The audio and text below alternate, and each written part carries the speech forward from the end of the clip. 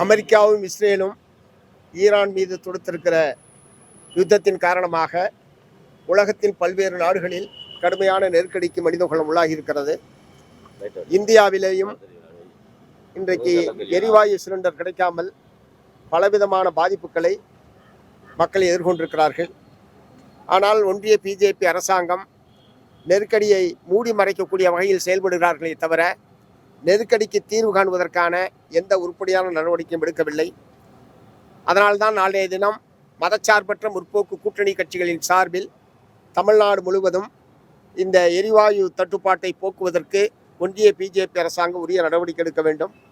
இந்த யுத்தம் என்பது உடனடியாக நிறுத்தப்படுவதற்கு இந்திய அரசாங்கம் தன்னுடைய அரசியல் செல்வாக்கை பயன்படுத்த வேண்டும். போரினால் ஏற்பட்டிருக்கக்கூடிய பாதிப்புகளிலிருந்து மக்களை பாதுகாப்பதற்கு நடவடிக்கை எடுக்க வேண்டும் என்று வற்புறுத்தி நாளை தமிழ்நாடு முழுவதும் நடைபெற இருக்கக்கூடிய ஆர்ப்பாட்டத்தில் மார்க்சிஸ்ட் கம்யூனிஸ்ட் கட்சி முழுமையாக பங்கேற்கும். தமிழ்நாடு முழுவதும் உள்ள லட்சக்கணக்கான மார்க்சிஸ்ட் கம்யூனிஸ்ட் கட்சியினுடைய ஊழியர்கள் இந்த ஆர்ப்பாட்டத்தில் முழுமையாக பங்கேற்க வேண்டும் என்று இந்த நேரத்தில் நான் கேட்டுக்கொள்ள விரும்புகிறேன். இங்கே எந்த விதமான கேஸ் தட்டுப்பாடும் இல்லை என்கிற ஒரு பொய் பிரச்சாரத்தை தொடர்ந்து அவர்கள் செய்து கொண்டிருக்கிறார்கள். ஆனால் கேஸ் சிலிண்டரை பதிவு செய்வதற்கான அந்த தொலைபேசி அநேகமாக இந்திய நாடு முழுவதும் இப்போது நிறுத்தி வைக்கப்பட்டிருக்கிறது. அது செத்து போச்சுன்னு நினைக்கிறேன். ஏன்னா எந்த விதமான சவுண்டுமே வரமாட்டேங்குது. அதில் எந்த நிறுவனங்களுடைய தொலைபேசிக்கு தொடர்பு கொண்டாலும் அது முற்றிலும் தொலைபேசி இணைப்பு என்பது செயலிழந்து இருக்கக்கூடிய ஒரு நிலைமை என்பதுதான் இருக்கிறது. ஆனால் இந்த உண்மையை மூடி மறைத்து எல்லாம் நன்றாக இருக்கிறது என்கிற பொய் பிரச்சாரத்தை அவர்கள் தொடர்ந்து செய்து கொண்டிருக்கிறார்கள். இந்த நிலையிலே தான் இந்த ஆர்ப்பாட்டத்திற்கு தமிழ்நாட்டில் நாங்கள் அறிவுகள் விடுத்திருக்கிறோம். ஆகவே நாளைய தினம் இந்த ஆர்ப்பாட்டம் வெற்றிகரமாக நடைபெறும் என்பதை தெரிவித்துக் கொள்ள விரும்புகிறேன். நீ கேட்கறது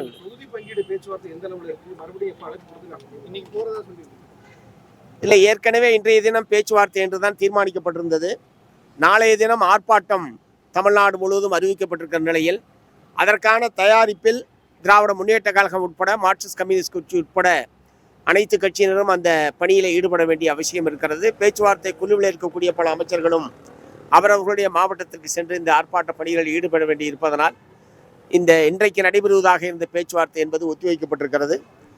அடுத்த ஒரு சில நாட்களில் நாளைய தினம் ஆர்ப்பாட்டம் இருக்கிறதுனால அதற்கு பிறகு இந்த பேச்சுவார்த்தை என்பது நடக்கும்.